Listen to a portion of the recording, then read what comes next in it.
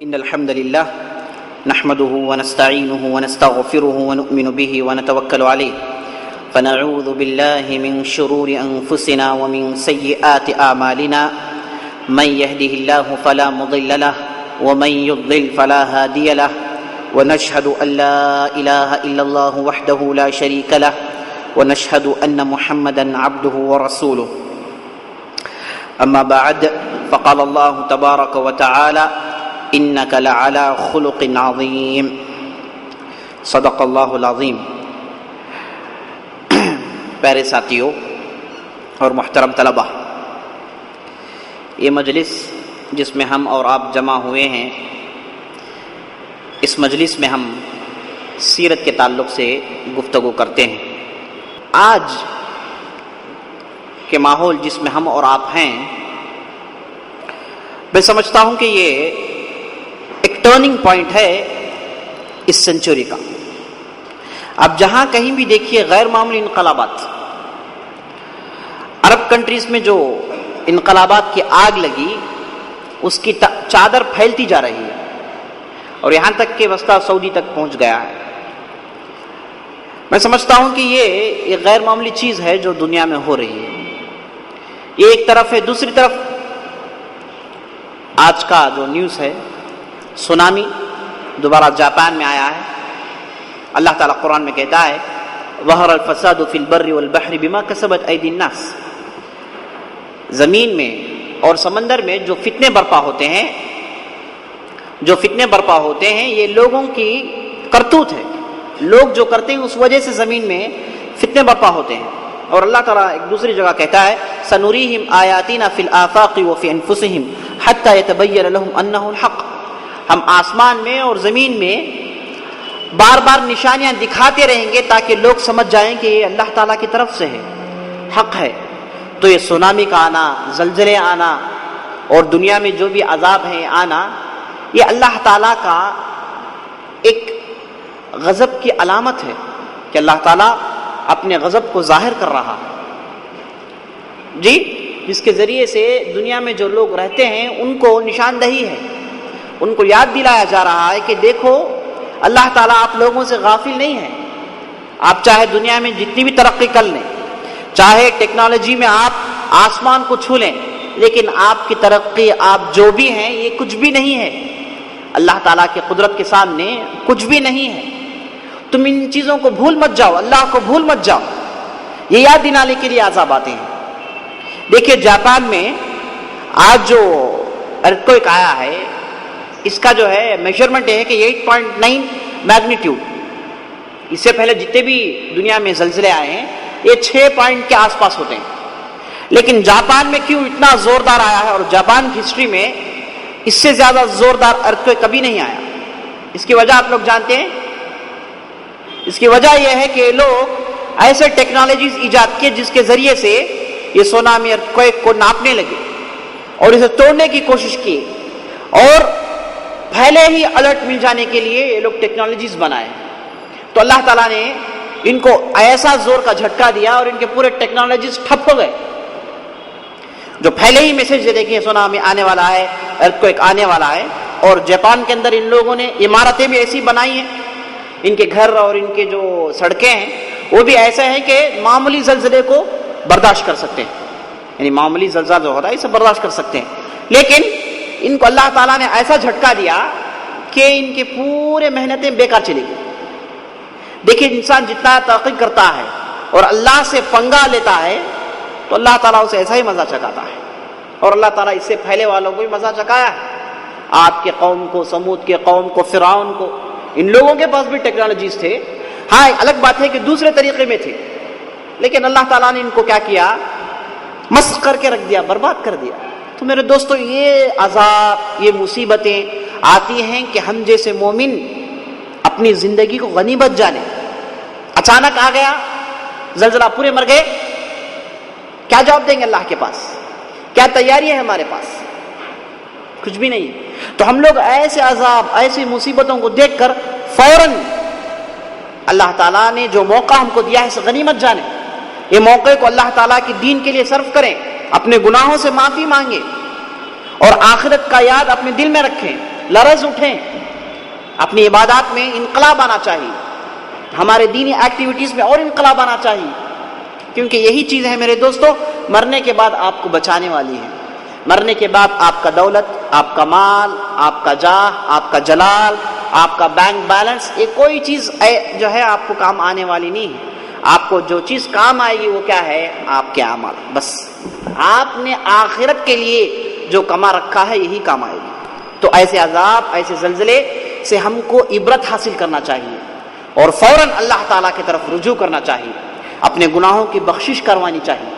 اسی لیے تو اللہ تعالیٰ ایسے عذاب دیتا ہے، اور اللہ تعالیٰ کے لیے یہ کوئی مشکل کی بات نہیں کہ یہ چیز ادھر لا لے۔ اب یہ لوگ کہتے ہیں کہ صرف پیسفک اوشن میں، ادھر کے جو ہے کوسٹ میں یہ جو ہے ممکن ہے کہ سونامی آئے، اب ادھر جو ہے نہیں آ سکتی۔ یہ ان کے خام خیالیاں ہیں، خیالی پلو پکا رہے ہیں۔ اللہ تعالیٰ چاہے تو جہاں کہیں بھی لا سکتا ہے، سمجھے آپ؟ تو اللہ تعالیٰ کی ان عذاب سے عبرت حاصل کرنا چاہیے، اپنی زندگی کو بدلانا چاہیے، زندگی میں تبدیلی لانی چاہیے۔ ایک ہی روٹین جو چل رہا ہے، کمائے جو ہے بینک بیلنس بڑھائے، یہ کیے وہ کیے، دنیاوی کام کیے، دین کے لیے کیا کیے؟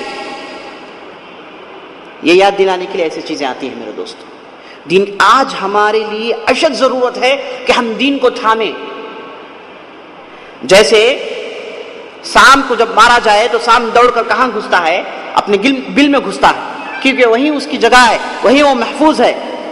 اس طریقے سے اب اس ماحول میں مسلمان کو دوڑ کر اپنے دین کی طرف لپکنا چاہیے۔ دین ہی ہے جو اسے محفوظ رکھنے والی ہے، اللہ ہی ہے جو ان کو حفاظت دینے والا ہے۔ تو میرے دوستوں ان چیزوں سے ہم کو عبرت حاصل کرنا چاہیے۔ اللہ تعالی ہم کو توفیق دے، اللہ تعالی ہم سے اس کی دین کی خدمت لے لے، اللہ تعالی ہم اور آپ کو اس کی دین کے جو ہے پر اسرار بندوں میں سے بنا دے، آمین یا رب العالمین۔ ٹھیک ہے، ہم نے گزشتہ کی مجلس میں سیرت کے اس عنوان میں ان چیزوں میں گفتگو کی کہ عرب اسلام سے پہلے ان کے اندر کیا عادات تھے، کیا عقائد تھے، بت پرستی کیسے آئی، یہ تمام چیزیں ہم نے گزشتہ کے مجلس میں دیکھا۔ آج اسی سلسلے کو جاری رکھتے ہوئے چند اور باتیں ان کے عادات سے تعلق رکھتی ہیں، وہ بیان کیے جائیں گے انشاءاللہ۔ ان کے عادات میں زنا کا عام ہونا، بے حیائی کا عام ہونا،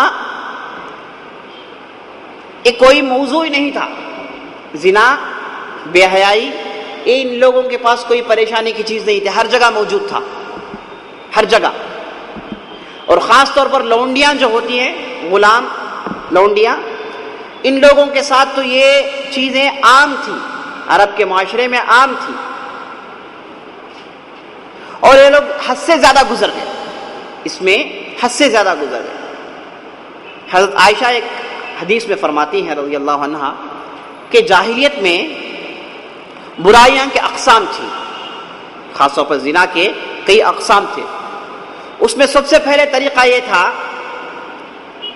کہ ایک آدمی جو معمولی نسل کا ہے، معمولی نسب کا ہے، وہ اپنی بیوی کو کہتا کہ تو فلاں اچھے نسب والے، اچھے قبیلے والے مرد سے تعلق رکھ، اس سے بچہ جن، اسے بچہ جن، اور بچہ پیدا ہوتا ہے تو یہ اپنا بیٹا کہتا ہے۔ کیوں؟ تاکہ یہ بچہ کیا ہو؟ اچھے نسب سے ہو، اور اس کے آنے والی نسل اچھے قبیلے سے ہو جائے۔ اپنی بیویوں کو اس طریقے سے چھوڑتے تھے۔ عرب یہ کیا ہے؟ انتہائی ذلت، انتہائی رسوائی، اس میں ملوث تھے۔ اسے جو ہے لوگ استبعاد کہتے تھے، استبعاد۔ اور اس کے بعد جو ہے دوسرا طریقہ، اس حدیث میں حضرت عائشہ فرماتی ہیں کہ عرب کے اندر یہ بھی ماحول تھا کہ ایک عورت 10 مردوں سے تعلقات رکھتی، نعوذ باللہ، اور جب بچہ پیدا ہو جاتا تھا یہ عورت ان 10 مردوں کو بلا کر کہتی کہ یہ بچہ تیرا ہے، یہ بچہ تیرا ہے۔ تو بچہ اس آدمی کا بیٹا بن جاتا ہے یا پھر بیٹی بن جاتی ہے، اور اس طریقے سے اس کی نسل چلتی۔ یہ ایک طریقہ تھا بے حیائی کا۔ دوسرا طریقہ عرب کے اندر بے حیائی کا یہ تھا کہ کیا ہے زنا کا اڈا. ایک عورت کے پاس کئی مرد آتے، جب بچہ پیدا ہوتا تھا تو عورت کیا کرتی، یہ قیافہ شناس کو بلاتی. قیافہ شناس یعنی قیافہ شناس کیا ہے، یہ چند لوگ تھے جو بچے کو دیکھ کر، اس کے حلیے کو دیکھ کر، یعنی اس کے شکل کو دیکھ کر، اس کے شکل کے ملامح کو دیکھ کر، اس کے جلد کو دیکھ کر کہتے تھے کہ یہ آدمی فلاں آدمی کے خون سے بنا ہے، فلاں آدمی کے پانی سے بنا ہے. اس زمانے میں موجود تھا، جسے قیافہ شناس کہتے ہیں. اور نبی صلی اللہ علیہ وسلم کے دور میں بھی ہوا تھا یہ. آپ صلی اللہ علیہ وسلم کے ایک چہیتے صحابی تھے جن کا نام زید بن حارثہ، ان کے لڑکے تھے جن کا نام اسامہ. زید بن حارثہ اور اسامہ کے درمیان آسمان زمین کا فرق تھا. یہ حالانکہ ان کے بیٹے ہیں، دونوں میں بہت فرق ہے. کوئی یہ نہیں کہے گا کہ یہ ان کا بیٹا ہے. آج بھی ایسا موجود ہے، آپ دیکھیں گے جی ایسا ہوتا ہے. تو لوگوں نے ایسی ویسی باتیں کرنی شروع کر لی بستی کے اندر، مدینے کے اندر. لوگوں نے شک کی باتیں، چونکہ لوگوں کی زبان خاموش نہیں رہتی، کچھ نہ کچھ بولتے تھے جسے آپ صلی اللہ علیہ وسلم کو بہت تکلیف ہوتی تھی. ایک مرتبہ ایسا ہوا کہ مسجد میں یہ دونوں باپ بیٹے سو رہے ہیں اور ایک ہی کمبل اوڑے ہوئے ہیں. کمبل چھوٹی تھی جس کی وجہ سے ان دونوں کے پیر ظاہر تھے، باہر ہو رہے تھے. تو اتفاق سے ایک آدمی جو قیافہ شناس تھا مسجد میں داخل ہوا. چونکہ ان کے چہرے اور جسم ڈھکے ہوئے تھے، صرف پیر ظاہر ہو رہے تھے، تو یہ آدمی نے کہا کہ یہ پیر آپس میں سے ہیں. ایک آدمی نے کہا کہ یہ 4 پیر ہیں، لیکن یہ 4 پیر آپس میں سے ایک سے دوسرا نکلا ہے. جب یہ خبر آپ صلی اللہ علیہ وسلم کو پہنچی، آپ صلی اللہ علیہ وسلم بہت خوش ہوئے. اب معلوم ہو گیا کہ اسامہ زید کے لڑکے ہیں، ثابت ہو گیا ہے، قیافہ شناس نے بتا دیا ہے. سمجھے آپ؟ تو اس طریقے سے قیافہ شناس ہوتے تھے عرب میں، جو کیا ہے بچے کو دیکھ کر پہچانتے تھے کہ یہ آدمی کس کا بچہ ہے، یا پھر اس آدمی کا تعلق کس قبیلے سے ہے. تو یہ عورت جہتی سا طریقہ یہ تھا کہ عورت جب بچہ پیدا ہو جائے تو قیافہ شناس کو بلا کر کہتی کہ دیکھ، اور یہ مرد تھے جو میرے پاس آتے تھے. تو قیافہ شناس دیکھ کر کہتا کہ یہ آدمی فلاں آدمی کا بچہ ہے. تو بچے کا نسل اس سے لگ جاتا. یہ 3 قسم کے انتہائی بے حیائی عرب میں جو ہے عام تھا. حضرت عائشہ اس وجہ سے بتاتی ہیں کہ یہ جاہلیت میں تھا، یہ راستہ اختیار کرنا ہم مسلمانوں کے لیے زیبا نہیں دیتا. اور زنا انتہائی بری چیز ہے، اور اسلام میں زنا کا حکم کیا ہے؟ اگر آدمی کر لے تو اسے رجم کر دیا جائے گا، کنکریاں پھینک کر، پتھر پھینک کر جان سے مار دیا جائے گا. اگر غیر شادی شدہ ہے، اگر شادی شدہ ہے یعنی شادی شدہ ہے تو پتھر پھینک کر جان سے مار دیا جائے گا. اگر غیر شادی شدہ ہے تو 100 کوڑے مارے جائیں گے، اسے 100 کوڑے مارے جائیں گے. یعنی 100 کوڑے میرے دوستوں، 10 کوڑے بھی آدمی برداشت نہیں کر سکتا، 100 کوڑے مارے جائیں گے، اس وجہ سے کہ یہ غلطی دوبارہ نہ ہو. اسلام نے سخت سزا اس وجہ سے رکھی ہے کہ یہ برائی ایسی چیز ہے جو کثرت سے پھیل جائے گی. جیسے ہم آج دیکھ رہے ہیں ویسٹرن کنٹریز میں کوئی موضوع ہی نہیں ہے. بلکہ میں ایک آرٹیکل میں پڑھ رہا تھا کہ انگلینڈ میں بعض ایسے سڑک ہیں جہاں عورتیں آ جاتی ہیں اور کہتی ہیں مرد کو آ جاؤ، بس کوئی بھی آدمی ہو. ہاں، آسٹریلیا میں، دنیا کے ہر کونے میں یہ بے حیائی اتنی پھیل گئی ہے. اسی کی وجہ ہے دوستوں یہ عذاب آ رہے ہیں، یہ بربادی، یہ عذاب اسی کی وجہ سے آ رہی ہے. اور بے حیائی اگر پھیل جائے میرے دوستوں، برکت، امن، ہر چیز ختم ہو جائے گی اور اللہ تعالیٰ کا عذاب آ کر ہی رہے گا. تو بے حیائی اتنی عام ہو گئی تھی عرب میں کہ وہ لوگ کیا تھے، اس سے عادی ہو گئے تھے. اس لیے حضرت عائشہ کہتی ہے کہ یہ عرب سے، یعنی اسلام آنے سے پہلے عرب کی یہ حالت تھی، اور اسلام آیا تو بالکل ان چیزوں کو روک دیا. یعنی ایسے عادی لوگ، ایسے ایڈکٹ لوگوں کو اسلام نے جس طریقے سے بدلایا ہے، یہ اسلام کا ہی کام ہے، دوسرا کوئی مذہب نہیں کر سکتا. ایسے لوگوں کو ایسا بدلایا گیا کہ سارے مدینے میں آپ صلی اللہ علیہ وسلم کی زندگی میں، یعنی 13 سال میں صرف 2 کیسز ایسے ہیں جس کا تعلق زنا سے ہے. 2 یا 3 کیسز 13 سال میں 2 یا 3 کیسز ہیں پوری بستی میں. یہ غیر معمولی چیز ہے میرے دوستوں. آج آپ جا کر دنیا میں دیکھیے لمحے سیکنڈز میں کتنے کیسز ہیں, 1 سیکنڈ میں کتنے زنا کے کیسز ہیں. یہ لوگ تنگ آ کر زنا کو کیا کر دیے, یورپ میں جائز قرار دیے. کوئی مسئلہ لیجیٹیمیٹ ہے, کوئی یہ نہیں. اگر عورت جو ہے مخالفت کرے تو تب حکومت آئے گی, ورنہ عورت مان لے تو بات ختم, کیونکہ اتنے کیسز ہیں. اب صرف 13 سال میں صرف 3 یا 4 کیسز ہیں جو ہم کو زنا کے نظر آ رہے ہیں, اور ان تینوں کو سزا دیا گیا, اور ایسا سزا دیا گیا جو لوگ ان سزا کو دیکھے دوبارہ اس کی طرف پلٹ کر بھی نہیں دیکھیں گے. تو یہ زنا کا عام ہونا عرب میں تھا, اور نبی صلی اللہ علیہ وسلم آئے تو ان لوگوں کو اس طریقے سے بدلائے کہ ساری تاریخ, مورخین, ہسٹورینز ان کے رونگٹے کھڑے ہو جاتے ہیں, کہتے ہیں کہ ایسا انقلاب, ایسی تبدیلی یہ اللہ ہی کی طرف سے ہو سکتا ہے, اور یہ مذہب کے صحیح ہونے کی بہت بڑی دلیل ہے. دوسرا جو عادت عام تھا عرب کے اندر, ہاں یہ نکاح کا جو طریقہ تھا جو بتایا میں عرب کے اندر یہ کرتے تھے, لیکن بعض شریف لوگ بھی تھے جو ان چیزوں سے محفوظ تھے, ایسے بدکاری سے محفوظ تھے. بعض لوگ ایسے بھی موجود تھے جو ان جو ہے برائیوں سے محفوظ تھے, اور ان لوگوں کا پاس کیا تھا طریقہ, وہ لوگ صحیح طریقے سے نکاح کرتے تھے. اور نکاح کیسے ہوتا تھا, جیسے اسلام میں باقاعدہ لڑکی کے لوگ اور لڑکے کے لوگ جمع ہوتے گھر میں, اور ایک بڑا آدمی قبیلے کا خطبہ پڑھتا, اور خطبے میں وہ کہتا کہ فلاں آدمی کا لڑکا اور فلاں آدمی کی لڑکی دونوں کا نکاح اس گھر میں ہوا, اور اس مہر کے ساتھ. مہر بھی مقرر تھا جاہلیت میں. یہ لوگ کیا تھے, نیک لوگ تھے جو جاہلیت میں اس طریقے سے نکاح کرتے تھے, جو بہت کم تھے. دوسری عادت جو عام تھی عرب کے اندر وہ کیا تھا, بچوں کو زندہ دفن کرنا. بچوں کو زندہ دفن کرتے تھے, خاص طور پر کسی لڑکیوں کو. لڑکی پیدا ہو جائے تو ایک عربی سمجھتا تھا کہ اس لڑکی کو جب تک میں زندہ دفن نہیں کروں گا مجھے چین نہیں آئے گا. اس وجہ سے وہ دفن کرتے تھے کہ لڑکی بڑی ہوگی, اس کی حفاظت کرنی چاہیے, اسے کھلانا پلانا چاہیے, اور اس کے بعد اسے شادی بیاہ کرنی ہے, اس میں پیسہ بہت سارا خرچ ہوگا. تو یہ تمام چیزیں سوچتا ہے عربی, اور اس کے بعد اپنے بچے قتل کر دیتا ہے. اس لیے قرآن میں حکم ہوا لا تقتلوا اولادکم خشیۃ املاق نحن نرزقکم وإیاہم. اے لوگوں, اے مسلمانوں, اپنے بچوں کو پیسے کم ہو جائیں گے یہ سوچ کر قتل مت کرو, ہم ان کو بھی رزق دیتے ہیں اور آپ کو بھی رزق دیتے ہیں, یہ رزق اللہ تعالیٰ کی طرف سے ہے. کنجوسی میں آ کر پیسے ختم ہو جائیں گے یہ سوچ کر بچوں کو ہرگز قتل مت کرو, یہ بہت بڑا گناہ ہے. یہ کیوں کہا گیا قرآن میں, کیونکہ جاہلیت میں یہ چیز موجود تھی, بچوں کو قتل کر دیتے تھے, اور خاص طور پر لڑکیوں کے ساتھ تو دشمنی تھی. اکا دکا کوئی عورت بچ جائے جو آگے چل کر زندگی گزارے, خاص طور پر ایک سے زیادہ لڑکی ہو گئی تو قتل کرنا ہی ہے ان لوگوں کے پاس.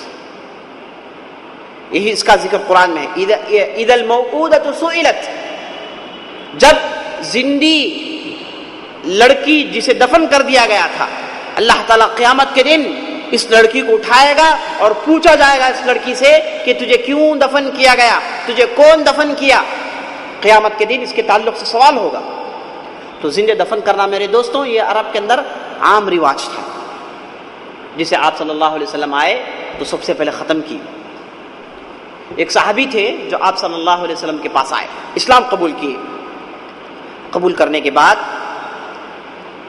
آپ صلی اللہ علیہ وسلم کے پاس ایک قصہ سناتے ہیں, واقعی جو ہے قصہ رلا دینے والا قصہ ہے.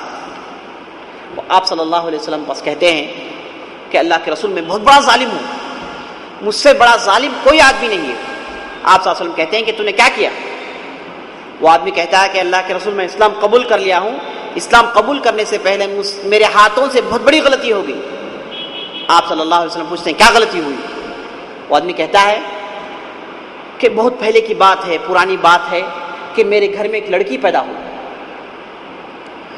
لڑکی پیدا ہوئی, بڑا افسوس ہوا مجھے, گھر والوں کا ہوا, اور میں موقع ایسا بنا کہ میں سفر میں چلے گیا تجارت کے لیے, اور وہ لڑکی گھر میں رہی. میں سفر گیا, بہت دنوں کے بعد واپس آیا, 1 سال 2 سال کے بعد واپس آیا تو دیکھ رہا ہوں کہ گھر میں یہ لڑکی کھیل رہی ہے, کود رہی ہے. میں گھر میں آیا تو مجھے یاد آیا کہ یہ لڑکی ہے, لیکن یہ لڑکی سے میرے غیر معمولی تعلقات ہو گئے. میرے دل کا ٹکڑا بن گئی, جگر کا ٹکڑا بن گئی, بہت چاہنے لگا میں اسے. میری خدمت کرتی تھی, میں نہانے جاؤں تو پانی لاتی تھی, میں کھانے بیٹھوں تو پلیٹ لاتی تھی, مجھے جو ہے کھانا ڈالتی تھی, میرے ہاتھ پیر دباتی تھی. میرے جو ہے دل کا ایک ٹکڑا بن گئی تھی. اور ہوتے ہوتے اس کی عمر 7 سال کی ہو گئی, 8 سال کی ہو گئی. لیکن چونکہ ہمارے علاقے میں, ہمارے بستی میں یہ رواج تھا کہ بچوں کو دفن کر دیں, بچیوں کو دفن کر دیں. اور وہ سوچ, وہ عقیدہ مجھے بے قرار کرنے لگا, میرے سینے میں سانپ لوٹنے لگا. میں سوچنے لگا کہ لڑکی ایسے تعلقات ہوئے, کیسے ایسے میں دفن کروں, کیسے اس لڑکی کو ماروں. لیکن ایک دن ایسا آیا کہ میں اپنی تمام محبت کو, ساری محبت کو کنارے اٹھا کر پھینکا اور اس لڑکی کو لے کر چلا. بہت دور گیا اس لڑکی کو لے کر, جا کر میں نے ایک گڈھا کھودا. جب گڈھا کھود رہا تھا, یہ لڑکی میرے ساتھ دے رہی تھی گڈھا کھودنے. ہم دونوں مل کر گڈھا کھودے اور اس کے بعد میں اس لڑکی کو اٹھا کر اس گڈھے میں ڈالا. اور لڑکی چلا رہی تھی, لڑکی کہہ رہی تھی, بچی کہہ رہی تھی کہ ابا جان کہاں جا رہے ہیں مجھے ادھر چھوڑ کر. میں ظالم تھا کہ اس لڑکی پر میں مٹی سمٹ کر ڈالنے لگا. وہ چیخنے لگی, بلبلانے لگی اور رونے لگی. لیکن میں ظالم ایسا تھا کہ میں اس لڑکی کو دفن کر دیا. جب یہ قصہ سنا رہے تھے تو آپ صلی اللہ علیہ وسلم کے آنکھوں سے اتنا پانی آیا, اتنا رویا. آپ صلی اللہ علیہ وسلم بولے کہ تم لوگ ظالم, کیسے ایسے ہو سکتا ہے, کیسے تم لوگوں نے ایسے جو ہے رواجات شروع کر لیے. اور اس کے بعد وہ صحابی کہتے ہیں کہ اللہ کے رسول کیا میرے لیے معاف ہے, میں نے اتنی بڑی غلطی کی ہے. تو آپ صلی اللہ علیہ وسلم کہتے ہیں کہ الاسلام یجب ما قبلہ, اسلام جو ہے اس سے پہلے والی جتنی بھی غلطیاں ہیں اسلام سے معاف کرتا ہے, دوبارہ ایسی چیزوں کو مت کرنا. تو اس واقعے سے معلوم ہوتا ہے کہ جاہلیت میں لوگ کیسے تھے. لڑکی کے تعلقات, لڑکی کی محبت سب کچھ ہے, لیکن جاہلی رواج, ٹریڈیشن, اسے لوگ بالا طاق رکھ نہیں سکتے تھے کسی بھی حالت سے. اس طریقے سے عادات ان کے اندر جو ہے رواج پا گئے تھے. تو زندہ دفن کرنا یہ کیا تھا, ان لوگوں کے پاس ایک ٹرن تھا جس پر وہ لوگ عمل کرتے تھے. اور مکے کے اندر آج بھی ایک علاقہ ہے جہاں پر وہ لوگ جو ہے فائر سروس بنائے. کہا جاتا ہے کہ یہاں پر اس زمانے میں لڑکیوں کو زندہ دفن کیا جاتا تھا, خاص ایک جگہ بنا رکھے تھے کہ لڑکیوں کو دفن کرنے کے لیے. کیسے ظالم تھے لوگ, اللہ المستعان. اس کے بعد جو عام عادت تھی وہ کیا تھی, قبیلے کی عصبیت, اپنے قبیلے کی عصبیت. میں اور میرا قبیلہ بس, کوئی دوسرا نہیں. قبیلے کے خلاف کوئی آدمی کچھ بول دے, اپنے آپ کو مار دے گا, مر جائے گا, لیکن قبیلے پر کوئی داغ آنے نہیں دے گا. قبیلے کی عصبیت, اپنی نسب کی عصبیت, میں فلاں سے ہوں, فلاں قبیلے سے ہوں, جو ہے غیر معمولی چیز تھی جو عربوں کے اندر موجود تھی, جسے ان لوگوں نے اتنا درجہ دیا, اتنا درجہ دیا کہ قبیلے کے لیے جیتے تھے, قبیلے کے لیے مرتے تھے. اور آپ عرب کے جو اشعار اٹھا کر پڑھیں گے, اس میں 50% اشعار, 50% اشعار کس میں ہیں, قبیلے کی تعریف میں ہیں.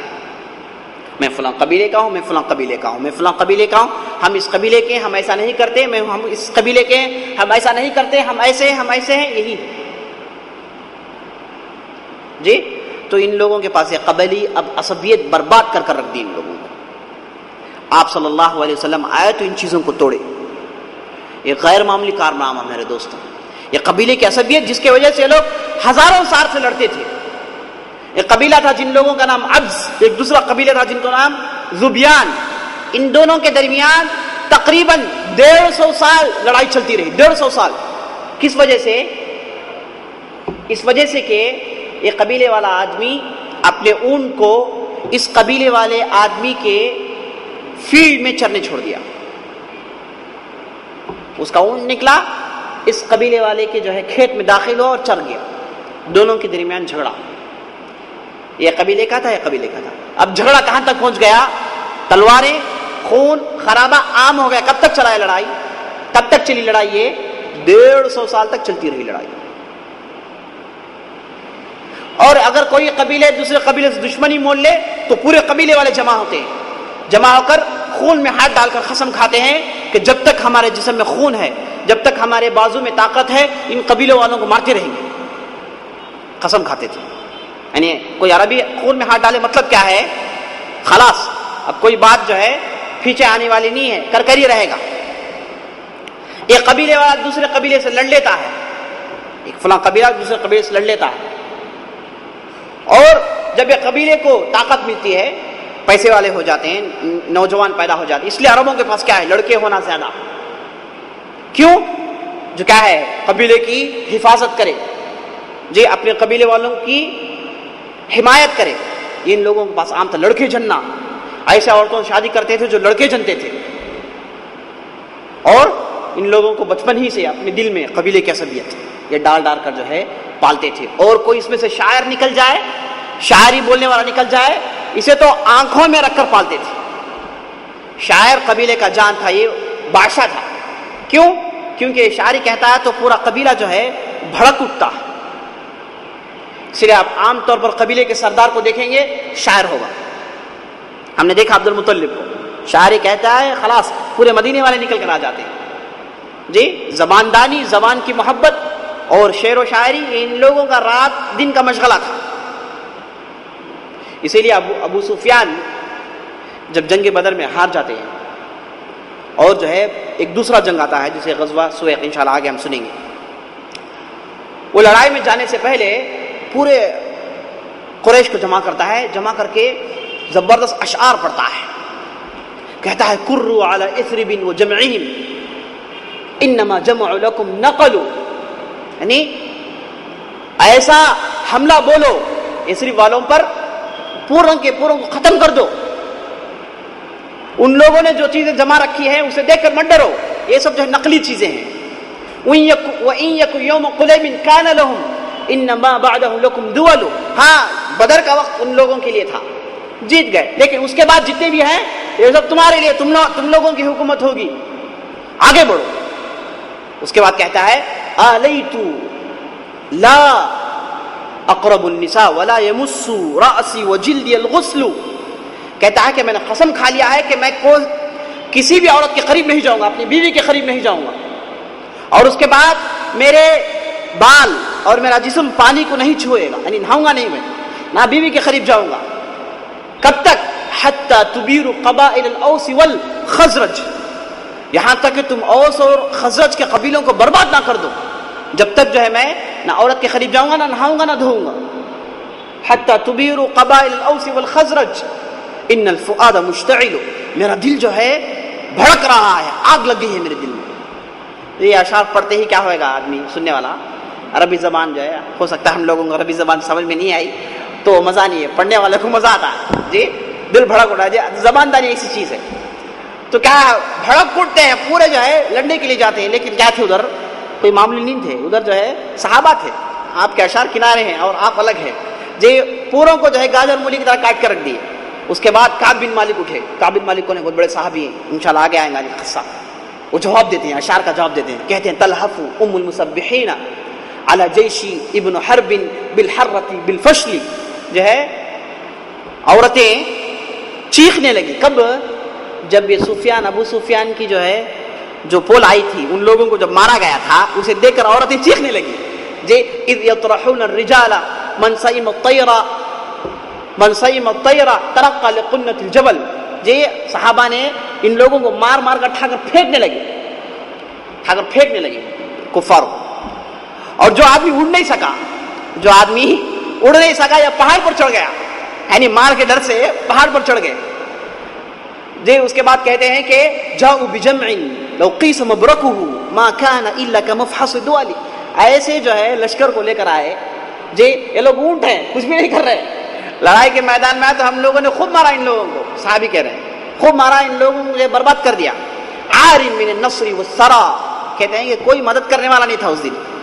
کیسا جواب دیکھیے، گرم جواب. کوئی مدد کرنے والا نہیں، کوئی عزت نہیں تھی، سب کو جو ہے ہم نے بے عزت کر دیا. تو عرب کے پاس جو ہے زبان دانی، یہ سب غیر معمولی چیزیں تھیں. تو قبیلی عصبیت کیا ہے؟ اگر ان میں سے کوئی شاعر پیدا ہو جائے تو ان کے جو ہے قبیلے کو چار چاند لگ جاتے ہیں. خلاص شاعر ہے تو فلاں قبیلے والوں کو جو ہے ننگا کر دے گا اپنی بات میں.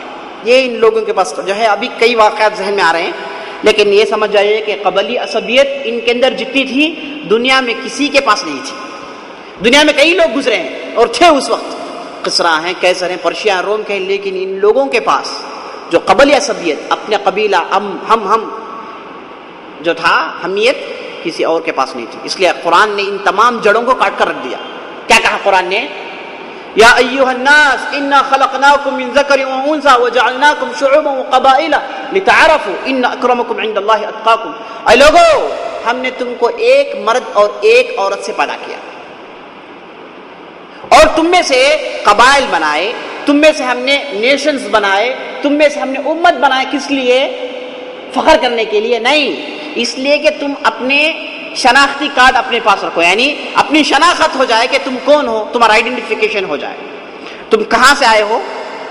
چونکہ انسان کے اندر فطرت یہ ہے، ایک نیا آدمی آیا تو انسان اس سے جو ہے تھوڑی دوری محسوس کرتا ہے، ایک اجنبیت محسوس ہوتی ہے. آپ خاص طور پر جو ہے باہر بستی کو جائیں گے، جی آپ انگلینڈ چلے گئے، مانچسٹر میں الحمدللہ خوشی ہوئی ہمارا زبان بولنے والا مل گیا جی، یا پھر جو ہے دنیا کے نائجیریا چلے گئے، صحرا میں اٹک گئے جی، وہاں پر کوئی آدمی آپ کا مل گیا، آپ کی جو ہے زندگی میں 4 چاند لگ جائیں گے، یا آپ باہر جائیں گے تو معلوم ہوگا. تو کیا ہے، اس میں آپ اپنے تعارف کے لیے، بس عصبیت کے لیے نہیں، اللہ تعالیٰ نے فخر کے لیے، عصبیت کے لیے، یا پھر جو ہے تم لوگ کچھ اور ہو یہ بیان کرنے کے لیے نہیں ہے. پہچان لی، تعارف، معرفت ہو جائے، تعارف، انٹروڈکشن ہو جائے، اس لیے اللہ تعالیٰ نے یہ چیزیں بنایا ہے. اس کے بعد کہتا ہے اللہ تعالیٰ ان اکرمکم عند اللہ اتقاکم، تم میں سے بہتر آدمی، تم میں سے سب سے بہتر آدمی کون ہے؟ جو اللہ تعالیٰ سے سب سے زیادہ ڈرتا ہے. آخری فیصلہ، اللہ تعالیٰ سے آدمی ڈرتا ہے، وہ آدمی سب سے بہتر ہے، چاہے وہ کون سے بھی قبیلے کا ہو، چاہے قریش کا ہو، کس کا ہو. اسلام نے ایسے جڑ کاٹے، آپ انشاءاللہ آگے آپ ایسے ایسے مثالیں دیکھیں گے کہ آپ تعجب میں پڑ جائیں گے. بلال حبشی جی، قبلی عصبیت کہاں ہے، اپنی عربیت کہاں ہے. وہاں اگر کوئی آدمی باہر سے آ جائے اور غلام ہو تو اس کی عزت آپ تصور بھی نہیں کر سکتے، ذلیل کر دیں گے اسے، اور غلام تو اس کی عزت ہی نہیں، جانور سے بدتر ہے وہ. لیکن بلال کو ایسی عزت ملی، ایسی عزت ملی کہ حضرت عمر کہتے ہیں، بنو عدی کے، قریش قبیلے کے، کہتے ہیں کہ ہذا شیخ، ہذا رئیسنا، یہ ہمارا سردار ہے. بلال کو دیکھ کر کہہ رہے، حبشی غلام کو دیکھ کر کہہ رہے کہ یہ میرا سردار ہے. تو اسلام نے ان لوگوں کو ایسی تاریکیوں سے نکال کر روشنی میں ڈال دیا. یہ قبلی عصبیت اسلام نے جڑ سے کاٹ کر رکھ دی. یہ تیسری چیز تھی جو عام ان لوگوں کے پاس تھی. اس کے بعد یہ عام عادات تھے، اور اس کے بعد ان کے پاس مین سورس آف انکم کیا تھا؟ ان کا اکنامک کس میں چلتا تھا؟ تجارت. یہ لوگ کیا تھے؟ مینوفیکچررز نہیں تھے. ان لوگوں کو جو ہے کوئی چیز بنانے نہیں آتا تھا تو کیا صرف تلوار کیسے بنایا جائے، اور تلوار کے جو 2 نوک ہوں یا 3 نوک ہوں، اس میں کئی کیٹیگریز ہیں. اس لیے ان لوگوں کے پاس کیا ہے؟ تلوار کے لیے 150 نام ہیں. تلوار، خنجر، جی جتنے بھی جو ہے انسٹرومنٹس ہیں، اس کے لیے ان لوگوں کے پاس 150 کیٹیگریز اور 150 نام ہیں. ان کے اشعار میں دیکھیں گے تو کیا ہے؟ صرف تلوار کے ڈیفرنٹ نیمز ہیں.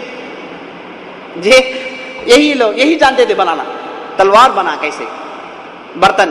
دوسرے علاوہ جو ہے مینوفیکچرنگ بیکار تھے، کوئی چیز بنانا نہیں آتا تھا، کوئی چیز نہیں بتاتے تھے. کپڑے آتے تھے تو کہاں سے؟ شام سے. جو دوسرے کھانے پینے کی چیزیں آتی تھی تو نیچے یمن سے. یہی تھا ان کے پاس، یہاں سے لاؤ وہاں سے لاؤ، تجارت کرو. کوئی چیز کلٹیویٹ کرا نہیں معلوم. البتہ مدینے والے کھجور جو ہے اسے اگاتے تھے بس، ورنہ یہ لوگ جو ہے مینوفیکچر فیلڈ میں بیکار تھے. یہ تھے چند چیزیں جو عرب کے ماحول میں. اس کے بعد ان کے اخلاق، ان کے کیریکٹرز کیسے تھے. اسلام آنے سے پہلے ان کے کیا کیریکٹرز تھے؟ کئی کیریکٹرز، بدترین کیریکٹر آپ نے سن لیا، یہ بدترین لوگ تھے، لیکن چند ان کے پاس خوبیاں بھی تھیں، وہ بھی سننا چاہیے. عرب ہیں لیکن ان کے پاس جو ہے چند خوبیاں تھیں. سب سے پہلی خوبی ان کے پاس کیا تھا؟ کیا تھی؟ یہ لوگ جو ہے مہمان نوازی میں، کھلانے پلانے میں نمبر 1 تھے. ہمیں پہلے کل دیکھا، یہ فلاں اونٹ میں کوئی سوار نہیں ہو سکتا، اس کا دودھ کوئی نہیں پی سکتا سوائے مہمان، یعنی مہمان نوازی میں آگے تھے، بہت آگے تھے. اس میں حاتم طائی بہت مشہور ہے، سنیں آپ. حاتم طائی کرسچین تھا، اسلام سے پہلے کا آدمی تھا، لیکن مشہور کیوں ہوا؟ غیر معمولی مہمان نوازی کرنے والا، سخی. اور خاص طور پر جب بارش کا موسم آ جائے تو کوئی آدمی جو سخاوت نہیں کرتا، کیونکہ کھانے کے لالے پڑتے ہیں تو کہاں سخاوت کریں. لیکن حاتم تھا، اس میں بھی بارش میں بھی جو ہے بڑے بڑے چولہے لگاتا اور جو ہے بڑے بڑے دیگ رکھے جاتے، اس میں جو ہے بہترین کھانے پکتے اور سب کو بانٹا جاتا تھا. حاتم تھا اس میں مشہور ہے. اس کے علاوہ عرب کے اندر بھی بہت لوگ مشہور تھے، اس میں عبد المطلب بھی مشہور تھے، بہت بڑے سخی تھے. تو یہ عربوں کے پاس یہ اچھی خوبی تھی جو اسلام نے باقی رکھا، اسلام نے آگے چل کر باقی رکھا. اور اسلام آیا تو اور اسے ابھی 4 چاند لگ گئے. ایسے ایسے واقعات پیش آپ تصور بھی نہیں کر سکتے. ایک آدمی تھا جس کا نام ابراہیم بن فلان بن عبد الملک بن مروان، یعنی اموی سلطنت کا آدمی. جب اموی سلطنت ختم ہوئی، عباسی سلطنت آئی. 130 پر 2 ہجری میں اموی سلطنت ختم ہوئی تو عباسی سلطنت آئی. یہ جو سلطنت جو بدلی تو اس میں کئی واقعات پیش آئے. بعض لوگوں نے عباسی کو سپورٹ کیا، بعض لوگوں نے اموی کو سپورٹ کیا، اموی بادشاہوں. جب عباسی قوت میں آ گئے تو ان لوگوں کو چن چن کر مارے. کون تھے؟ جو اموی کو سپورٹ کرتے تھے، اموی سلطنت سپورٹ کر ان کو چن چن کر قتل کر رہے تھے. ہوتا ہے کہ ایک آدمی تھا جو بصرہ کے اندر رہتا تھا، اس کے باپ کو اموی خاندان والا مار دیا. اور خاص طور پر جس کا نام کیا تھا، انشاءاللہ آگے. تو یہ آدمی کو جو ہے قتل کر دیا تھا، باپ کو قتل کر دیا. تو یہ آدمی کئی دنوں سے تلاش میں تھا کہ یہ اموی مل جائے تو اسے قتل کر دے. ہوتا یہ ہے کہ جو ابراہیم جو نام بتایا میں، یہ اموی سلطنت کے تھے. جب عباسی سلطنت آئی تو ان کو کیا ہے پریشانی ہو گئی. اب لوگ جو ہے ان کی تلاش میں لگے، چن چن کر مار رہے تھے. تو یہ کیا کیے، بستی سے بچتے بچتے یہ بصرہ کے گاؤں میں داخل ہو گئے. گاؤں میں داخل ہوئے تو یہ آدمی کے گھر آ کے اترے جس کا باپ مر گیا تھا. اس کے گھر میں آ کے اترے، دستک دی، وہ آدمی دروازہ کھولا. جب دیکھا کہ آدمی جو ہے شکل سے صورت سے اچھے حسب و نسب کا نظر آ رہا ہے تو کیا آدمی استقبال کیا، گھر میں رکھا. کوئی پوچھا نہیں، کچھ بھی نہیں پوچھا کہ آپ کون ہیں، کدھر ہیں. دیکھا کہ آدمی مسافر ہے، پراگندی حالت ہے، تو اپنے گھر میں رکھا، خوب کھلایا پلایا. پہلے دن بہت اچھا سلوک کیا، کھلایا پلایا جو ہے سب کچھ کیا. دوسرے دن سے آدمی کی شکل بدل گئی، کھلا رہا پلا رہا اور پورے آسائشیں دے رہا، لیکن چہرہ بدلا ہوا ہے. ابراہیم دیکھ رہے ہیں کہ آدمی کا چہرہ بدلا ہوا ہوا. تیسرا دن تو آدمی بالکل بدل گیا. چوتھا دن آیا تو آدمی تلوار لے کر آیا. اگر بولا کہ 3 دن ہو گئے، آپ ادھر سے نکل کر فوراً نکل جائیے گھر سے باہر. ابراہیم پوچھے کیا مسئلہ ہے بھائی، کیا ہو گیا؟ اتنی اچھی خاطر مدارات، اتنے اچھے اچھے کھانے، اتنی سخاوت، اور چوتھے دن یہ حالت. وہ آدمی بولا کہ تم ہو ابراہیم؟ اس نے کہا کہ ہاں میں ہوں ابراہیم. تو آدمی بولا کہ تیری تلاش مجھے پچھلے 15 سال سے ہے. تیرے جو ہے سر کو تیرے تن سے جدا کرنا یہ میری زندگی کا اہم مقصد ہے. اس کے لیے جی رہا ہوں میں، کیونکہ تو نے میرے والد کو مارا ہے. اب ہوا یہ ہے کہ تو میرے پاس مہمان بن کر آیا، اور جب تو اندر آیا تو 3 دن تک مہمان نوازی کرنا اسلام میں ہے. تو میں 3 دن تک انتظار میں تھا. جی دیکھیے اتنی بڑی دشمنی اور مہمان نوازی میں آگے کھلا رہا ہے پلا رہا، سب کچھ ہے. دشمن ہے باپ کا، باپ کو قتل کیا ہے. اور اس کے بعد چوتھے دن کہہ رہا ہے کہ آپ میرے نظروں سے اوجل ہو جائیں. اب تھوڑی دیر رہیں گے تو ہو سکتا ہے کہ میں میرے مقصد میں کامیابی حاصل کروں. ابراہیم فوراً جو ہے اپنے کپڑے لے کر جو ہے باہر نکل جاتے ہیں. دیکھیے مہمان نوازی کیسی ہے. جی ایک مرتبہ جو ہے سوچ لیے مہمان نوازی میں آئے تو خوب کھلا پلائے. تو اسلام نے اس جو ہے کردار کو، اس اخلاق کو باقی رکھا. اور اس کے بعد دوسری چیز جو ان کے پاس عام تھی، یعنی اچھے اخلاقوں میں، وہ تھا عہد کا پورا کرنا. وعدہ کر لے پورا کرے، کہہ دے پورا کرے. وعدہ خلافی ان کے خون میں نہیں تھا. وعدہ خلافی پسند نہیں کرتے تھے. کر دے وعدہ پورا کرتے تھے. کئی واقعات ہیں، وقت نہیں ہے. یہ دوسری صفت تھی. تیسری صفت خودداری. کیا مطلب خودداری کا؟ کسی کے سامنے نہیں جھکنا. اپنی نفس کی عزت، اپنی عزت، میں میرا پیسے. کس کے سامنے جھکنا، اس کی قایت تلاشی کرنا، اس کی قایت تلاشی کرنا، چاپلوسی کرنا اپنے کام چلانے کے لیے، جی یہ ان لوگوں کے پاس نہیں تھا، ان کے خون میں نہیں تھا. جو صحیح مانتے اس پر عمل کرتے، جو صحیح مانتے اس پر عمل کرتے تھے. بادشاہوں کے درباروں کی چاپلوسی، اس کی چاپلوسی، اس کی چاپلوسی، یہ ان لوگوں کے خون میں نہیں تھا. اور نمبر 4، جو چیز سوچ لے اسے کر دے، جو چیز دماغ میں آ گئی ٹھان لے اس پر تل جاتے تھے، موت بھی آ جائے نہیں چھوڑتے، وہ چیز کرنا ہے بس. فلاں آدمی کو قتل کرنا ہے، ساری دنیا ایک طرف ہو جائے اس آدمی کو قتل کر ہی رہوں گا. فلاں کام کرنا ہے، سوچ لیا خلاص کرنا ہی ہے کسی بھی حالت سے، چاہے جو بھی ہو جائے، اپنے بچے مر جائیں، اپنی بیوی مر جائے، پورا لٹ جائے، نہیں وہ کام کر رہوں گا.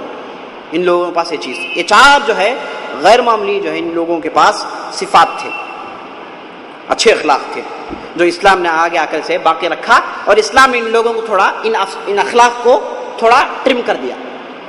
چونکہ جاہلیت میں تھے، نہیں معلوم تھا کہ کہاں زور دے کہاں نہیں زور دے، کہاں انسسٹ کرے کہاں انسسٹ نہیں کرے. اسلام آیا تو ان لوگوں کو صحیح راستہ ڈال کر دکھا دیا کہ بھائی یہ اچھے اخلاق اس جگہ رکھیں، اس جگہ ایسا کام نہیں کرنا ہے، حرام چیزوں میں اپنی جو ہے عظمت کو جو ہے یہ نہیں کرنا ہے. تو یہ اچھے اخلاق تھے ان لوگوں کے پاس. یہ تھا میرے دوستوں آپ صلی اللہ علیہ وسلم کے پیدائش سے پہلے عرب کی صورت. اتنے دن ہم نے جو بھی سنا ہے یہ کیا ہے؟ آپ صلی اللہ علیہ وسلم دنیا میں آنے سے پہلے کیا ہوا ساری دنیا میں، اور کیسا تھا عرب کا ماحول. خاص طور پر جو ہے کتنے دن سے چل رہا بھائی؟ 4 دن کا، چوتھا ہے 5واں کلاس ہے.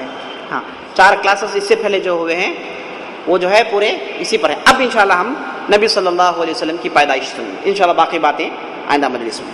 آپ صلی اللہ علیہ وسلم کب پیدا ہوئے؟ 9 ربیع الاول کو، 9 ربیع الاول کو آپ صلی اللہ علیہ وسلم پیدا ہوئے.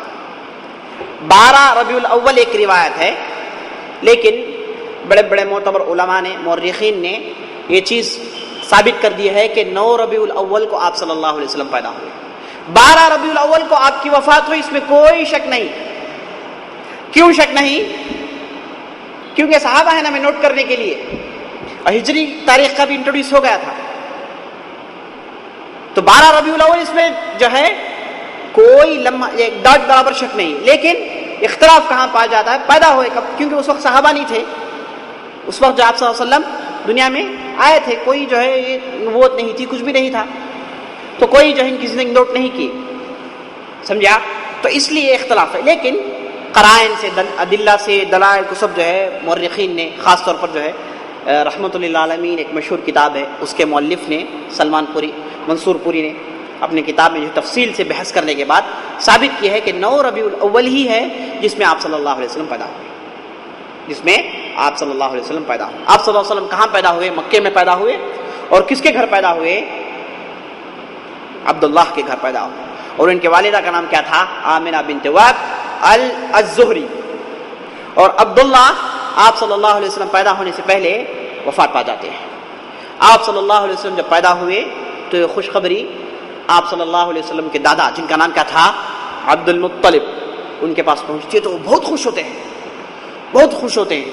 مٹھائیاں، شیرنی خریدتے ہیں اور لوگوں میں تقسیم کرتے ہیں. اور اب ابو لہب جو تھا، جب اسے خبر ملتی ہے، جس کی لونڈی تھی جس کا نام تھا صوبیہ، وہ جا کر خبر دیتی ہیں کہ تمہارے یہاں ایک بھتیجا پیدا ہوا ہے، بڑا خوبصورت بھتیجا پیدا ہوا. تو ابو لہب خوشی میں وہ بھی جو ہے شیرنی بانٹتا ہے، وہ بھی جو ہے مٹھائی بانٹتا ہے. بہرحال عبد المطلب جو ہے اس نحال بچے کو، شیرخوار بچے کو لے کر جو ہے کعبے کے پاس آتے ہیں. آنے کے بعد آپ صلی اللہ علیہ وسلم کا نام، کعبے کے پاس دعا کرنے کے بعد نام رکھتے ہیں محمد. کیا نام رکھتے ہیں؟ محمد. محمد کا مطلب کیا ہے؟ ہاں، جس کی تعریف کی گئی، تعریف کیا ہوا، دا پرائزڈ ون. جی، اس کی تعریف کر دی گئی ہے، یہ نام رکھتے ہیں. یہ نام تھوڑا غریب نام تھا، یعنی تھوڑا عجیب نام تھا عربوں کے لیے، کیونکہ ان کے نام کیسے ہوتے ہیں؟ صخر، پتھر، حرب، جنگ، کلب، کتا، اسد، شیر، یہی نام ہوتے ہیں ان لوگوں کے پاس. نام کیا ہے؟ سننے والا تھوڑا دیر جو ہے پریشان ہو جائے. فہر، کیا مطلب ہے فہر کا؟ ایسا پتھر جو آپ کے ہاتھ میں کریکٹ فکس ہو، اس پتھر کو کہتے ہیں فہر، یعنی مارے تو صحیح لگے. یہ ایسے نام رکھتے تھے. ان کے درمیان نام جو رکھا گیا محمد تو تعجب ہوا لوگوں کو، لیکن مطلب اچھا تھا، لوگوں نے اسے قبول کیا. آپ صلی اللہ علیہ وسلم پیدا ہونے سے پہلے صرف 3 لوگوں کے نام محمد تھے عرب کے اندر. 3 لوگ، آپ صلی اللہ علیہ وسلم 4ویں ہیں جن کا نام محمد ہے. اور قرآن میں بھی اللہ تعالیٰ نے آپ صلی اللہ علیہ وسلم کا نام 4 مرتبہ ذکر کیا ہے، 3 مرتبہ محمد کے نام سے، 1 مرتبہ احمد کے نام سے۔ آسمان میں اور پرانی کتابوں میں احمد کے نام سے مشہور ہے آپ صلی اللہ علیہ وسلم، اور ہمارے اس اسلام میں محمد کے نام سے مشہور ہیں آپ صلی اللہ علیہ وسلم۔ تو آپ کا نام محمد رکھا گیا، اور کہاں رکھا گیا؟ کعبے کے پاس رکھا گیا، اور گھر میں ان کا نام احمد رکھا گیا۔ اب عربوں کے پاس رواج یہ ہے، اس سے پہلے دوسری بات یہ ہے کہ بعض روایتوں میں آیا ہے کہ جب آپ صلی اللہ علیہ وسلم پیدا ہوئے تو ان کی والدہ نے خواب میں دیکھا کہ ان کے پیٹ سے ایک نور نکلا، نور نکلنے کے بعد شام کی طرف گیا، اور جیسے ہی شام کی طرف گیا تو شام کے جو پرانے محل تھے پورے روشن ہو گئے۔ ایک روایت ہے جس کے تعلق سے اہل علم کے درمیان اختلاف، ضعیف ہے صحیح ہے اختلاف، لیکن زیادہ صحیح رائے یہ ہے کہ ضعیف ہے، لیکن بعض اہل علم کہتے ہیں کہ ماننے میں کچھ بھی خامی نہیں ہے، ماننے میں کچھ بھی خامی نہیں ہے، لیکن اگر کوئی آدمی نور دوسرا کانسیپٹ لے کر جائے، یعنی وہ اللہ کا نور سمجھے، یعنی آپ صلی اللہ علیہ وسلم نور سے آئے ہیں، اگر ویسے عقیدے سے جو ہے اس آیت روایت کو دیکھے تو ہمیں کہیں گے کہ روایت ضعیف ہے، آپ مت دیکھیں اس روایت۔ اگر کوئی آدمی جنرل جو ہے سوچ سے دیکھ رہا ہے کہ بھائی آپ صلی اللہ علیہ وسلم نور ہیں جو آگے چل کر شام کو فتح کی، اسلام سارے جو ہے شام کے ایوانے کے بلکہ سارے دنیا کے ایوانے بھی روشن ہو جائیں تو کوئی بڑی بات نہیں ہے، ہوا آگے چل کے ویسے ہی۔ ایک روایت ہے۔ ایک دوسری روایت میں آیا ہے کہ جب آپ صلی اللہ علیہ وسلم پیدا ہوئے، کسرا کے ایوان، کسرا کہاں؟ پرشیا، وہاں ان لوگوں کے محلات میں بڑے بڑے ایوانے تھے۔ کسرا کے جو ایوانے جو پیلسز ہیں دنیا میں اب کہیں پر بھی نہیں ہیں۔ ایسے لوگ تھے، ایسی عیاشی کیے لوگ کہ آپ جو ہے ایسی عیاشی دیکھ نہیں سکتے، دنیا میں ایسی عیاشی نے کوئی نہیں کیا۔ ایک ایک آدمی کو 40-40 ہزار عورتیں۔ ان کے جو بادشاہ تھے ساسانی جو ہے خاندان کے، انتہا کر دی عیاشی، 2000 سال حکومت کیے اور عیاشی میں یہ لوگ عروج تک پہنچ گئے تھے۔ بہرحال یہ موضوع نہیں، انشاءاللہ آگے بتاتا ہوں کیا کیسے تھی ان کی عیاشی، اور ان کے جو ہے ایوانے جب فتح کیے گئے، ان کے پیلسز کو جب مسخر کیا گیا تو ایسے ایسے چیزیں نکلی کہ آپ کے ہوش آواز اڑ جائیں گے۔ سونے کے اونٹ جو ہے سونے کے، گھوڑے سونے کے، تلواریں انگنت تلواریں سونے کی، جی فرش سونے کی، کرسی سونے کی، ٹیبل سونے کی، ایک دو نہیں کئی۔ سونے میں سوتے تھے، سونے میں کھاتے تھے، ان کے برتن پورے سننے کے تھے، یعنی غیر معمولی عیاشی کی ان لوگوں نے۔ تو روایت میں آتا ہے کہ جب آپ صلی اللہ علیہ وسلم پیدا ہوئے تو ان کے ایوانوں میں جو گرجے تھے، جو گنبد ہوتے تھے، یہ سب گر گئے۔ اس وقت تعجب ان لوگوں کیا ہو گیا؟ تو وہاں کے نجومی نے کہا کہ نہیں دنیا میں ایک غیر معمولی آدمی پیدا ہوا ہے، جب بھی غیر معمولی آدمی پیدا ہوتا ہے ایسا ہی ہوتا ہے، عجیب و غریب چیزیں ہوتی ہیں۔ ایک روایت موجود ہے۔ دوسری بات یہ ہے کہ جب آپ صلی اللہ علیہ وسلم پیدا ہوئے تو پرشیا میں چونکہ لوگ مجوس تھے، آگ کی عبادت کرنے والے تھے، تو ان کے ہاں ایک آگ گدا تھا جہاں پر آگ جلاتے تھے، ہمیشہ آگ جلتا رہتا۔ سب لوگ جو ہے پیسے کلیکٹ کر کے اس میں گھی خریدتے اور اس آگ میں ڈالتے۔ یہ ان کا جو ہے ریچول تھا، ایک طریقہ تھا پوجا کرنے کا۔ یہ آگ ہمیشہ جلتے رہتا، بجھتا نہیں، ہمیشہ جلتے رہتا۔ بجھ جائے تو لوگ کیا ہے بدشگونی لیتے، کہتے کہ کچھ پرابلم ہے۔ تو آپ صلی اللہ علیہ وسلم پیدا ہوئے تو ٹھنڈا ہو گیا، بجھ گیا۔ ایک روایت ہے۔ بہرحال یہ روایت کیا ہے؟ جس کا تعلق آپ صلی اللہ علیہ وسلم کے پیدا ہونے سے پہلے ہے، اور آپ صلی اللہ علیہ وسلم کے پیدا ہونے سے پہلے کے متعلق جتنے بھی روایتیں آئی ہیں اس میں اہل علم کا کلام ہے، کیونکہ یہ روایت بیان کرنے والے کون ہیں؟ ادھر کی کہیں سنی باتیں ہیں، کوئی ایک راوی نہیں ہے، اور صحابہ میں کوئی روایت نہیں کر سکتا کیونکہ کوئی نہیں دیکھا ہے، اور آپ صلی اللہ علیہ وسلم نے نہیں بتایا۔ تو ان روایتوں کی جو ہے قوت کم ہے، ضعف ہے، لیکن ماننے میں کوئی حرج نہیں، کوئی بڑی بات نہیں ہے۔ یہ مسلمانوں نے پوروں کو فتح کیا ہے، کوئی بڑی بات نہیں ہے۔ بہرحال تو یہ چند روایتیں موجود ہیں آپ صلی اللہ علیہ وسلم کی ولادت کے تعلق سے۔ اس کے بعد آپ صلی اللہ علیہ وسلم جو پیدا ہوئے، عربوں کے پاس رواج یہ ہے کہ آدمی بچہ پیدا ہو جائے تو سب سے پہلے اس کا دودھ کا انتظام کرے، خاص طور پر بڑے گھرانوں میں، بڑے حسب نسب کے لوگوں میں دودھ کا انتظام کرتے تھے۔ ماں پلاتی تھی لیکن بہت دیر تک نہیں پلاتی، اس کے لیے باقاعدہ عورتیں ہوتی تھیں جو دور دراز گاؤں میں ہوتی تھی، اور گاؤں کا ماحول عرب پسند کرتے تھے۔ جی عرب کو کیا پسند ہے؟ مٹی اور کھلا آسمان اور ان کی ران پک رہی، ایک طرف اور اس طرف شراب رکھا ہوا ہو اور لڑکی ناچ رہی ہو. یہی ان کی زندگی ہے جی. اسی کے لیے جیتے تھے, اسی کے لیے یہ مرتے تھے. اب یہ کیا ہے, اب تھوڑا بدل گیا. ابھی بھی عربوں کے پاس کیا ہے, مٹی جی, وہ ریت ہو, ریت کے لیے دیوانے ہو جاتے ہیں. اس میں سے جو ہے ایک بدو, ایک میرا دوست تھا, وہ جو ہے بدو قسم کا تھا جی, بہت اچھا آدمی تھا. تو یہ کبھی کبھار مجھے لے کر جو ہے طائف کے صحرا میں جاتے تھے ہم لوگ. طائف جو ہے ادھر اچھا جو ہے کلیمٹ ہوتا تھا. تو اس کے ساتھ کار میں جا رہا تھا, تو وہ ایک شعر پڑھ رہا تھا, کہہ رہا تھا حنا بدو لحافظ السما, یعنی ہم لوگ جو ہے بدو ہے, ہمارا جو ہے اوڑھنا بچھونا کیا ہے, آسمان ہے. ہم کوئی چیز اوڑھتے نہیں, یعنی ہم کو جو ہے بدوی قسم کے لوگ ہیں, کوئی چیز اوڑھتے نہیں, ایسے ہی سوتے ہیں آسمان میں. لیکن جب کار اتار کے اترا تو ٹھنڈ لگی اسے. بولا کہ جب لحاف, بولا کہ تھوڑی دیر پہ تو کہہ رہا تھا, تو بولا کہ ہمارا بابا اب اجداد ہے, میں نہیں ہوں. اب پورا کیا ہے, پورا اے سی اور پورے جو ہے ایسے بن گئے ہیں.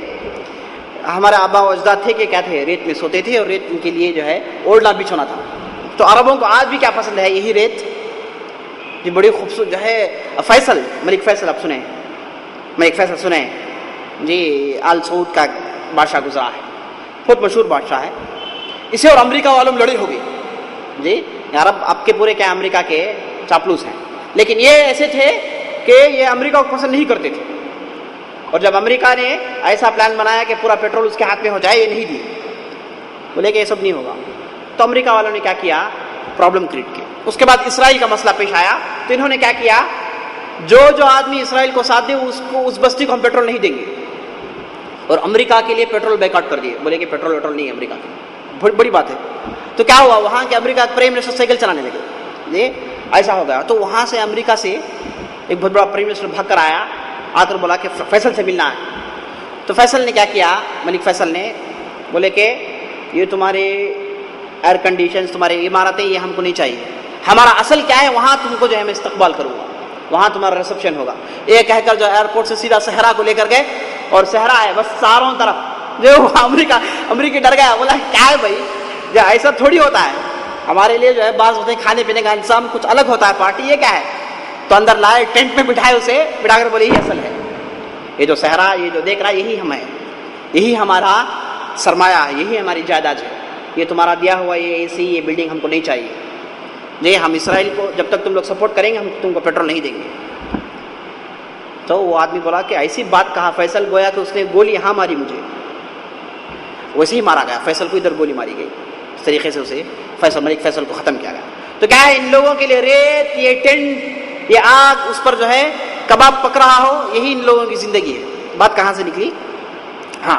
تو یہ گاؤں کو بہت پسند کرتے تھے. تو سٹی میں جو بھی رہتے تھے وہ لوگ کیا کرتے تھے, اپنے بچوں کو گاؤں کو بھیج دیتے تھے. گاؤں میں لے کر جاتی عورت, ادھر پالتی پوچھتی جو ہے, اس کے بعد ایک مدت کے بعد لا کر واپس دے دیتی. اور گاؤں میں پلتا ہے بچہ, تو سب سے پہلا فائدہ کیا ہے عربوں کی نظر میں, زبان صاف بولے گا, بدوی زبان صاف ہوگی. سٹی میں دوسرے لوگ آتے ہیں, کبھی سیریا کے آ جاتے ہیں, کبھی دوسرے بستی کے آتے ہیں, تو وہاں ان سے مل کر جو ہے زبان کی چاشنی, زباندانی ختم ہو جاتی ہے.